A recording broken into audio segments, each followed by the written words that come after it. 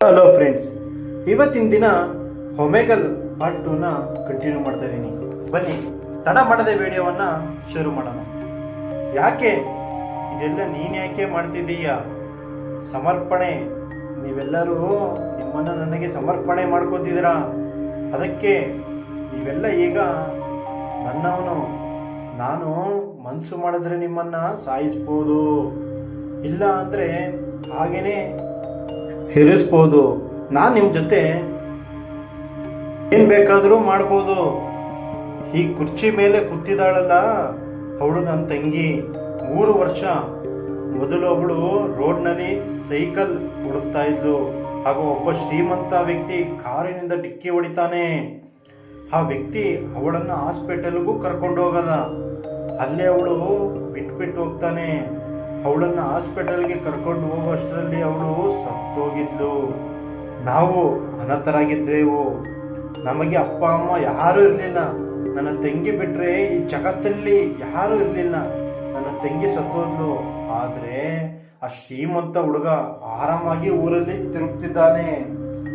ಅವನು ಪೊಲೀಸರಿಗೆ ತನ್ನ ವಶದಲ್ಲಿಟ್ಟುಕೊಂಡಿದ್ದ.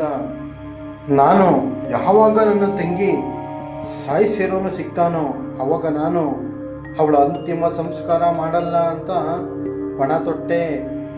ಪೊಲೀಸರು ಆ ವ್ಯಕ್ತಿಯ ಬದಲು ಬೇರೆ ವ್ಯಕ್ತಿಯನ್ನು ಅರೆಸ್ಟ್ ಮಾಡ್ತಾರೆ.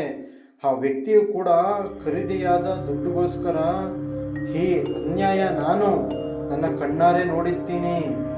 ಅದಕ್ಕೆ ನಾನು ನನ್ನ ತಂಗಿಯ ಅಂತಿಮ ಸಂಸ್ಕಾರ ಮಾಡಿಲ್ಲ. ನಾನು ಅವಳ ಜೀವಂತ ಮಾಡಬೇಕು ಅಂತ ಪಣ ತೊಟ್ಟೆ. ಅದಾದ ಮೇಲೆ ಎಲ್ಲ ಬಿಟ್ಟು ನಾನು ಬ್ಲ್ಯಾಕ್ ಮ್ಯಾಜಿಕ್ ಕಲ್ತ್ಕೊಂಡೆ.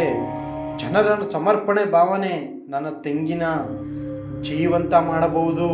ಅದಕ್ಕೆ ಈ ಹುಡುಗನನ್ನು ಫಸ್ಟ್ ಸೆಲೆಕ್ಟ್ ಮಾಡಿದೆ. ಅದಕ್ಕೆ ಅವನ ಕೈ ಕಟ್ ಮಾಡಿ ನಾನು